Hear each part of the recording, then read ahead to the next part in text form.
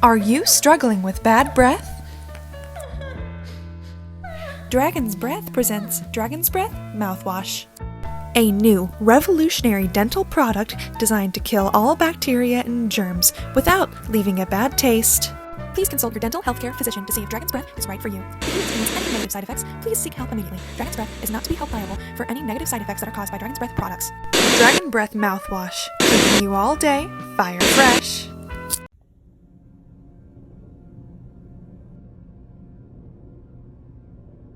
Mouthwashing, released in September of 2024, quickly took the internet by storm and garnered a massive fan base in a short amount of time.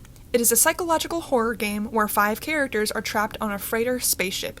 These 5 characters are Curly, the crew's captain, Jimmy the co-pilot, Anya the nurse, Swansea the mechanic, and Daisuke the intern. For this video, I'll be picking apart the crew and discussing the deeper implications and meanings of their characters. This video will not be spoiler-free, and, as I'm discussing the characters themselves, will not be in plot order. There are various different interpretations of these characters, many shrouded in controversy. I will discuss multiple interpretations and also present my own, while I invite you as the viewer to discuss ideas about mouthwashing and its characters in the comments. Any hate or disrespectful comments will always be deleted. Mouthwashing is a brilliant game, and while very dark, its lovable characters and compelling story have made thousands very happy, myself included. So I hope you enjoy this video as much as I enjoyed making it. We're going to start with Daisuke. Daisuke is the ship's young mechanic intern, estimated to be about 18 to 21. He is accident-prone, as seen by him getting stuck in foam, yet is so positive, sweet, and encouraging that the other crew members tend to forgive him for it. Despite his positive attitude, he has no specific drive or goal in life. Due to this, his mother, who he speaks of at various times in the game, gets him the job at Pony Express in order to discipline him. He tends to take nothing seriously. At Curly's birthday party, he asks Curly to add in extra sugar when the sugar packets are very strictly limited, and using extra was against the rules. There are other examples of this, such as him joking about his athletic arms in the scene of discovering the last cryopod, or joking about his mother stuffing him until he looks like Swansea when discussing their lack of food. Daisuke, in a way, is a pillar of hope for the crew of the Tulpar. After the Tulpar crashes, none of the characters have much hope lined up for them. Swansea is an old man who is familiar with the company and their immoral ways. Anya is pregnant, Curly is at death's door, and Jimmy is Jimmy. Daisuke is the only one among them with a bright future, and arguably has been robbed of the most by the company in terms of years and life. It is ironic, as on Earth, he was always told that he had no future, and yet on the Tulpar, he was the only one with some kind of a livable future. All Daisuke really wants is to make the people in his life proud, which ultimately leads to his downfall, as Jimmy uses this against him. Jimmy manipulates him to go into the vent with phrases like, "He'll be impressed when he wakes up, proud," and "Everyone's counting on you." Daisuke is well aware of the fact that the vent isn't safe, and will most likely break an air seal or maul him, and yet he enters with the promises of the crew being proud of him. Like everyone else on the crew, he is manipulated by Jim's will because of something that was important to him. Daisuke tends to see himself as inferior to the rest of the crew members. The ill truth of Daisuke is one of the many poor reflections of the Pony Express's business practices. This truth is that the Tulpar was only meant for and stocked for a crew of 4 people, and yet Pony Express added a 5th one on for the free labor. This goes as far as there only being 4 life-saving cryopods in the electric room. All of them are aware of this, especially after the crash. Despite his best efforts, Daisuke is completely unskilled and uneducated, in contrast on everyone of the ship who plays some kind of role. He feels guilty for this, and all of this guilt comes to a head at him entering the vent to save Anya and his death that follows. As said by Swansea, Daisuke would have never been able to be a successful freighter. He was too happy, energetic, and unskilled. His character adds heaps and heaps of tragedy to the story, as he wasn't supposed to be there. The whole reason Daisuke boarded the Tulpar in the first place was because of his mother, and, instead of blaming her for his demise, Daisuke remarks that he just hopes she doesn't blame herself. All around, Daisuke was a sweet kid, unable to believe that the crew members would ever do anything to hurt him. Next, we have Swansea. Swansea is the old mechanic of the crew. He is crotchety, and to the protagonist Jimmy, he is a villain. Estimated to be in his 50s to 60s, he has been a part of the Pony Express company for the longest and also sticks to the rules in the same belligerent way that Curly does, such as refusing to enter the cargo hold after the crash, even if it could mean prolonging their lives. In contrast to Daisuke, Swansea sees the situation as completely hopeless and frequently tells the crew that there's no purpose to anything. In drunken stupors after he gives up and relapses into his alcoholism, he often speaks of the ship going to hell and that everything is futile. Even when sober, Swansea makes mean-spirited jokes that target the crew members' incompetence and generally takes nothing seriously. This being said, you mostly see Swansea from the perspective of the protagonist, Jim. Swansea's character, just like Anya's, is at the mercy of an unreliable narrator. Jim views Swansea as a bad person because he is a block from Jimmy painting himself as a hero, yet Jimmy tells itself it's because Swansea is a liar and a threat to the crew's survival. Swansea, in reality, is a complex character who cared more than he let on. Unlike the other crew members who folded under Jim's emotional manipulation, such as Daisuke and Curly, Swansea held fast to his beliefs and wants upon the ship and was only swayed through physical trickery and violence. Swansea protected the electric room containing the cryopods with his life. Despite Jim's desperation, especially when Anya locks herself in the medical room, Swansea insists that it's unsafe to enter the electric room due to the foam filling it and guards it from the crew. Upon being knocked out by Jim, it's discovered that Swansea had in fact lied about the foam, as the electric room was almost unharmed. Only one functioning cryopod was left, leading to Swansea being further villainized and accused of trying to save himself by Jim. Swansea has two impactful monologues that could be considered the most tear-jerking pieces of dialogue in the game. He gives one, addressed to Daisuke in his dying moments, confessing that he'd been fond of Daisuke despite Daisuke's faults. Before putting Daisuke out of his misery from his fatal injuries, he says, "Just a useless ray of sunshine. You could have taught an old fool like me a lot." There is love and admiration in the monologue, Swansea respecting Daisuke's positivity and expressing his attachment to Daisuke. For his second monologue, Jim injures him and ties him up. In their conversation, Swansea discusses his past and his alcoholism. In this monologue, Swansea reveals that he was an alcoholic most of his life and eventually cleaned up to have a wife and children. He admits that his accomplishments never felt worth it, and he was only truly happy when he was drinking. Finally, he laments one heartbreaking thing, that he is ashamed that he was unable to protect Daisuke. This reveals a heartbreaking fact about Swansea. He was most likely protecting the cryopod for Daisuke. This brings up a tragic aspect of Swansea that is even revealed in his name and the swan keychain on his keys. Swans, when their young are injured or sickly, tend to kill their young in order to put them out of their misery. Swansea, saving Daisuke either from Jimmy or from his injuries, was bound to happen no matter what.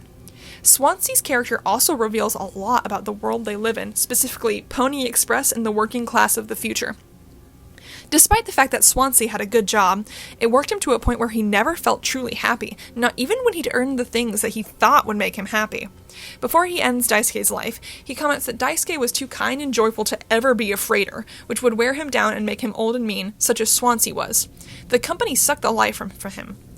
Pony Express caused Swansea to view himself as an old, mean man only good for drinking and being a mechanic. Yet this wasn't true. He loved Daisuke and saw him as a kind, hopeful person that he'd never be able to be. Most of all, he saw Daisuke like a son. Swansea cared enough about Daisuke to try to save the final cryopod for him. He was truly a father, even if he considered himself a failure of a family man. Next we have Anya. Anya, the nervous nurse, could be considered the deepest character of the entire crew.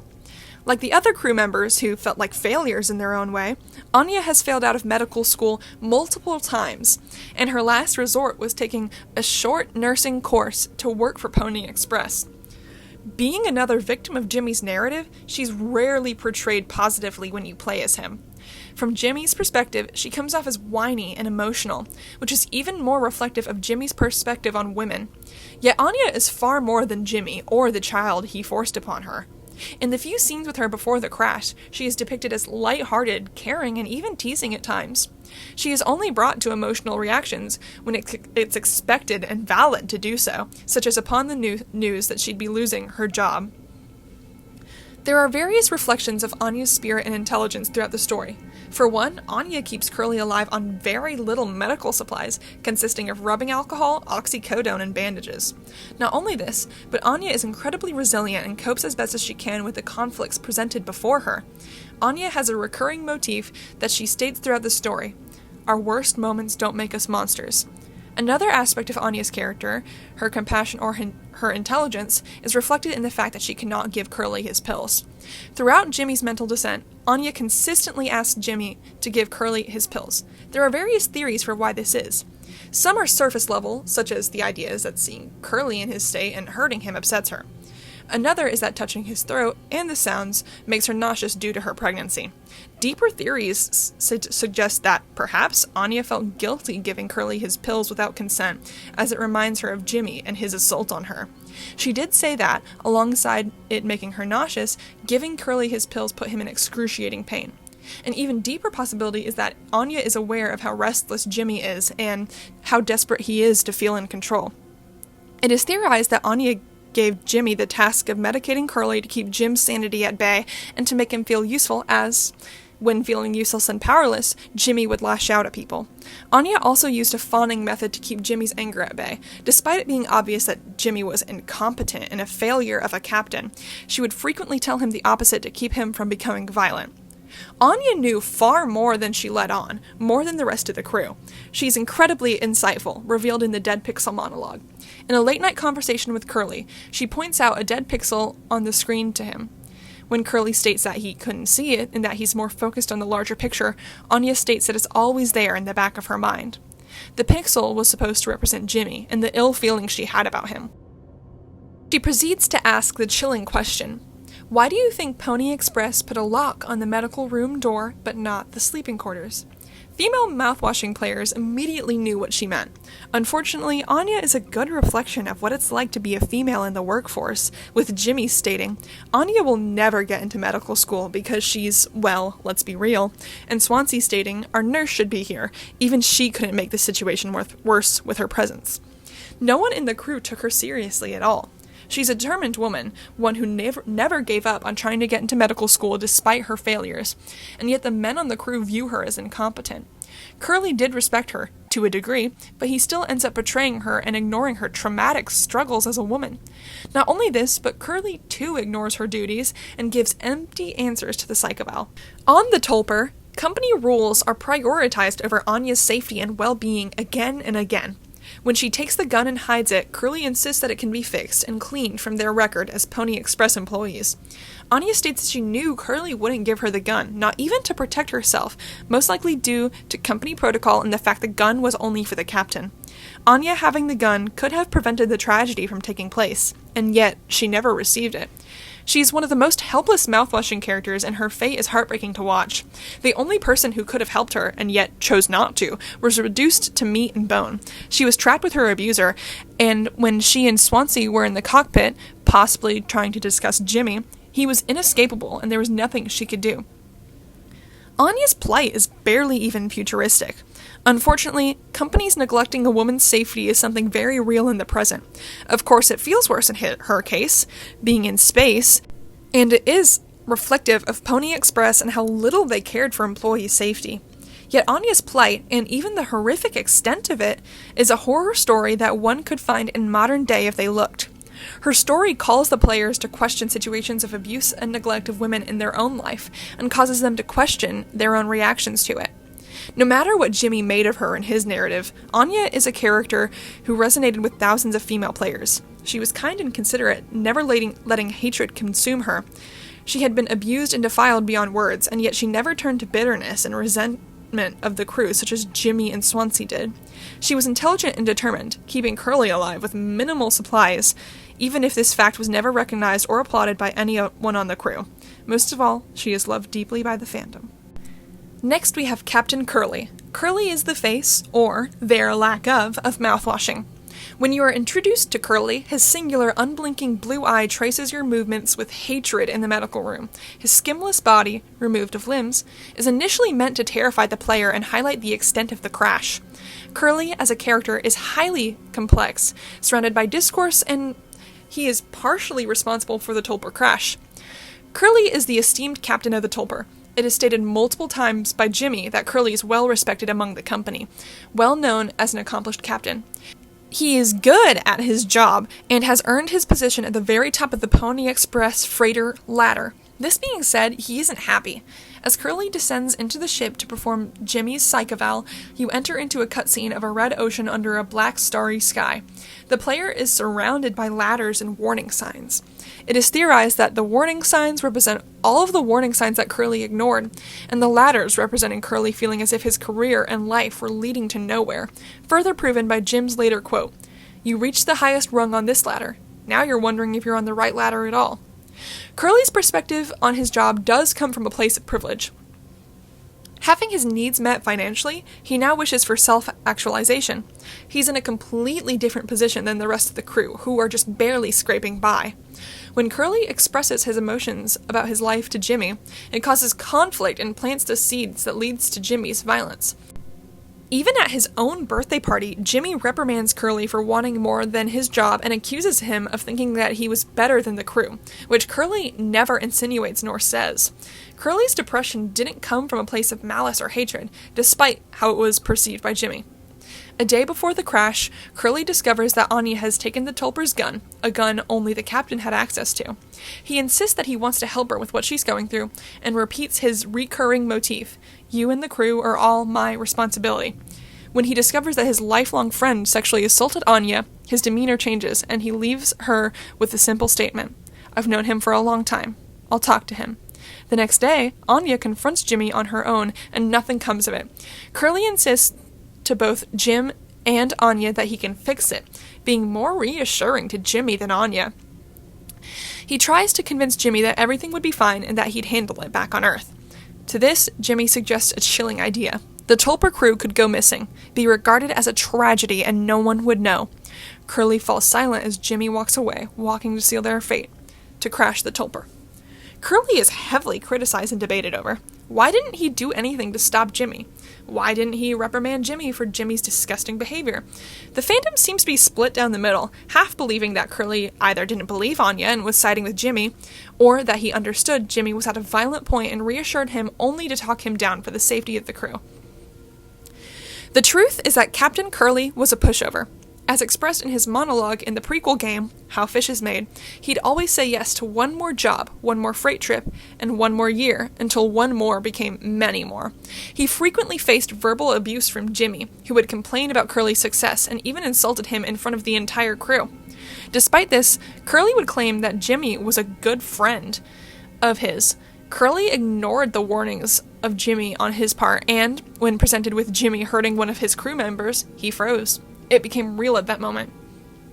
Curly was trained perfectly as a captain and manning a ship, but Curly had minimal training for handling staff conflict on the ship. He'd been given access to the gun as a last resort measure in case a crewmate became violent. Myself being much like Anya, I'd like to think that Curly failed to help her and the crew out of incompetence and not of malice. It did seem as if he cared about the crew a lot, and his neglect of the situation was an honest mistake, albeit fatal. Even if Curly deep down was or could have been a good man, his lack of urgency to stop Jimmy ultimately led to the demise of the Tulpar crew. Curly did eventually try to save them upon learning that the ship's course had been directed towards an asteroid. With alarms blaring, Curly entered the cockpit and faced the brunt of the crash in an attempt to save his crew. Even though he failed to regain control of the ship, he was the only one of the crew members left injured and the others left unscathed. Now everyone was left with no protection from Jimmy. Curly reacted to the situation far too late, and his consequences were to watch the crew slowly suffer and wither away, incapable of doing anything to help, only able to sit and watch silently, just as he had done before. As I said previously, Curly is a controversial character. Some people do believe that his inaction was from a place of malice, delivering a message about rape culture and men's inability to take responsibility for themselves or their friends. Another interpreted message of Mouthwash is the missing stair metaphor, stating that in workplaces and organizations, one person tends to not pull their weight or is just harmful to the others in the force. Instead of getting rid of this person, the organization makes excuses for them and cleans up after them in order not to lose a stair. In Pony Express's case, Jimmy is the missing stair. Others make the point that Curly had less than 24 hours to think of a plan for handling Jimmy and lacked any proper training to detain him. His few options, such as the gun and the cryopods, would have had severe punishment from Pony Express. As I stated earlier, I don't personally perceive Curly as malicious. This being said, each of, or at least most, of the interpretations of Curly's inaction are 100% valid. Curly is a nuanced character who can't be boiled down to man bad or capitalism bad if you consider Pony Express responsible for his action or inaction. He can't be boiled down to Curly good either. Mouthwashing is a deep game with lots to analyze. The intentions and the morality of the characters are not only shaped by their actions, but the opinions and the perceptions of the viewer. We now, unfortunately, move on to Jimmy. Jimmy is the highly despised protagonist villain of the game who you play as. He is the co-pilot of the Tulpar, having been hired after Curly offered him the job. It is expressed in the game that he struggled financially on Earth, perhaps even in living in poverty. This is partially the fuel for his hatred towards Curly, and one of the many things that he uses to justify his rotten actions towards the crew. Almost all of Jimmy's actions are narcissistic, cruel, and irrational. From the beginning, Jimmy expresses that he likes power and he loves to be in control. When Curly asks him about his job as a freighter and what he likes, Jimmy is quick to express how pleased he is at the control he has over the ship and the crew. This power as the co-pilot isn't enough for him, though. Even before his mental break, Jimmy expresses to Curly that he dislikes all the praise Curly receives. When the ship is crashed, Jimmy snatches up the title of captain quickly and forces the crew to refer to him as Captain Jimmy despite the fact that it makes them uncomfortable. His hunger for power is what fuels his jealousy of Curly. He only sees Curly as his boss with many accolades and neglects the work it took for Curly to get there. Jimmy was also jealous of Curly's financial stability, reprimanding Curly for wanting more from his life when all most people wanted was the ability to eat. Jimmy had a very narrow view of their situation, and his perspective would always paint him as the hero, even if it hurt those around him. Jimmy was a serial liar. He deliberately crashed the Tulpar in an attempt to cover up his crimes against Anya, and, when asked what happened, he blamed Curly. Jimmy threw Curly under the bus, blaming him for the crash and accusing him of trying to kill the entire crew, knowing that Curly couldn't speak to defend himself. He crafted this lie in an attempt to get the crew to admire him and see him as the heroic captain who stepped up. All of his attempts to save the crew rely on manipulation and schemes, such as lying to Swansea and giving him a drugged cocktail to knock him out. Not only is Jimmy a jealous, power-hungry liar, but he is also whiny and incompetent. Many pieces of media portray villains as cool and misunderstood, but Wrong Organ does a brilliant job of painting Jimmy like the pathetic man that he was. When angry, he opts to take out his pain on a helpless man, Curly, by beating him. Jimmy can barely do menial tasks on the ship without complaining. He perceives simple duties, such as finding items in the wreckage, figuring out codes, and feeding Curly his medication, as annoying and trivial, despite the fact that their survival depends on it. This comes to a head as he even has a tantrum at Anya for asking him to give Curly his medication. Jimmy has no semblance of what it takes to be a leader. He whines and complains when he isn't instantly granted respect. His breakdown and twisted sense of remorse are disgusting to watch in the game, as none of it is true, and all of the things that happened were created by his conscious choices. He's pathetic, childish, and resorts to violence when he doesn't get his way. One of the more disturbing truths of Jimmy is that he has little care for the people around him and barely even sees women as people. Jimmy is cruel in conversation to Anya. He frequently demeans her and tells her off, speaking to her in a harsh tone as if she'd done something wrong. He uses Anya's fear of him to bend her to his will. He views Daisuke as a useless rich child and takes advantage of Daisuke's willingness to help others. He hates Swansea for how hard he is to control. All of this comes to a head at the hallucination birthday party scene, where Jimmy hallucinates dumbed-down versions of the crew praising him and calling him a good captain. Jimmy just barely respects the men of the crew, seeing them as important to furthering his story, as both Daisuke and Swansea's deaths are impactful from his perspective. Daisuke and Swansea got impactful death scenes, but when Jimmy entered the medical room to find Anya's body, her clothing stained and her nose and mouth leaking with blood and vomit, He has absolutely no reaction. He walks straight past her. No internal dialogue, nothing to say. He doesn't ignore her. She simply just does not exist to him. Anya was not a human to him, nor a tool. She simply wasn't anything except something to be abused. Finally, Jimmy has a single goal through mouthwashing that makes him so detestable. Jimmy is determined to be the hero of the story and paint himself as a good person. Every single one of his disgusting actions are morphed in his mind until it paints him as a savior. Jimmy, despite doing nothing to actually help the crew through their situation, repeatedly tells everyone, "I'm getting us through this." There is no action to back this up, though. As said earlier, he is incredibly lazy and unhelpful. When he kills Swansea, he paints himself as a hero, putting an end to a villain, when in reality he was killing the final healthy remaining crew member. He treated Daisuke going to the vent as a sacrifice to save Anya, when he most likely knew it would injure Daisuke gravely. He is responsible for Curly's agonizing state, and yet he believes Curly was ungrateful and that his state is his own fault. He praises himself for forgiving Curly for being depressed and wanting more. Even when Jimmy arrives at the conclusion that he was wrong in some way, Jimmy only apologizes in order to make himself feel better. He doesn't repent for assaulting Anya, shooting Swansea, or manipulating Daisuke. He only apologizes to Curly in his own mind. He visualizes the ideal form of Curly, still forgiving him and enabling him, allowing him to be the hero, to which he counters and apologizes. Jimmy was never sorry. He simply thought that Curly would tell him what he wanted to hear. Jimmy's employment indicates various things about Pony Express. Similar to Daisuke, Jimmy is indicative of the fact that they would hire anyone. Not only this, but Jimmy as a whole respected the lack of safety upon the part of the Tulpar. Once Curly failed to contain him, Jimmy was an unstoppable force. It's insinuated that Anya tried to tell Swansea the truth in the cockpit, but Jimmy caught them there, too. He was inescapable. Finally, we arrive at Polly, the horse mascot of Pony Express. He's not technically a character, but he still plays a vital role in the story. Polly is the mascot of the company the crew was employed under. He is a cutesy cartoon horse, and posters of him are plastered all over the ship. He is actually the first character you meet, as you continue to encounter disfigured versions of him throughout the Tulpar after you turn off autopilot. Polly is a mask for the deeper, disgusting things going on aboard the Tulpar and within the Pony Express company. When you read the posters, complete with cute drawings of Polly and fun slogans, you discover that these posters actually enforce inhumane rules upon the crew. One of which being that the crew was only entitled to 5 hours of sleep upon the ship. 5 hours, of course, being 3 less than the average sleep needed per night, would cause severe effects after weeks and weeks of months of lost sleep. Pony Express declares their lack of concern for the crew's health again, as one of the posters states that any medical bills from injury on the clock would result in pay cuts. Not only this, but in the kitchen you are presented with a cutesy Polly-themed menu called Papa Polly's Delights. The menu lists starchy, nutritionless foods such as bread and pasta.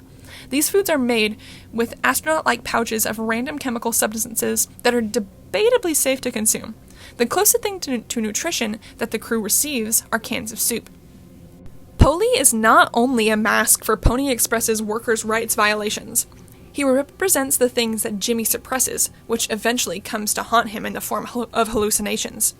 As Jimmy travels through the cargo hold looking for supplies, above him is a blind beast, aimless and restless. You can't run from it.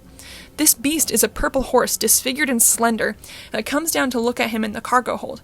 Later, Jimmy encounters a fleshy mass inside being a baby horse. Finally, Jimmy happens upon a mound of mouthwash with Polly sitting atop. Polly says, "Hey boss, it's me, or what should I call you, old man? Seems a little above your pay grade." Polly proceeds to mock Jimmy for victimizing himself and asks why he's so concerned with Curly. Polly is meant to represent a few things. For one, Polly represents the child and Jimmy's fear of it. Jimmy isn't scared of Anya, nor guilty for what he did to her, but he is terrified of the child that he gave her, and this comes up in hallucination form to haunt him. His fears even begin to overlap, as you hear a crying baby in the scene where Swansea is chasing him through a churchyard. It's theorized that Jimmy neglected Anya and only feared the child because there was a possibility the child could be a man. Not only this, but a child would be a responsibility Jimmy couldn't handle, despite the fact that he asked for it. Another possibility of Polly's ominous presence is that it was a way for Anya to confront him. Anya would never have been able to speak her piece with Jimmy, as he saw her as subhuman. She died a silent victim, and yet Polly later mocks him for being a bad father and a sorry excuse for a man. It's possible that this was the only way Jimmy would have ever confronted what he did to her. This is further pointed to in a flippant joke he makes earlier in the game. When Anya tried giving him his psychoval, he brushed it off and joked that he had found himself sexually attracted to cartoon horses. This is, at first, is seen as a joke, but he later sexually abuses someone, and that cartoon horse confronts him for it. His joke, seemingly meaningless, represents how sexually violent Jimmy was. Each character of Mouthwashing is deeply nuanced and well written. You could sit for hours and pick apart all the different meanings of their dialogue and their actions. Again, this was just my personal interpretation of the game and the characters, but obviously you are allowed to agree, as characters who are so nuanced can be interpreted millions of different ways. That's all from me today. I hope you enjoyed this video. Be kind, make good choices, and overall, be a good human.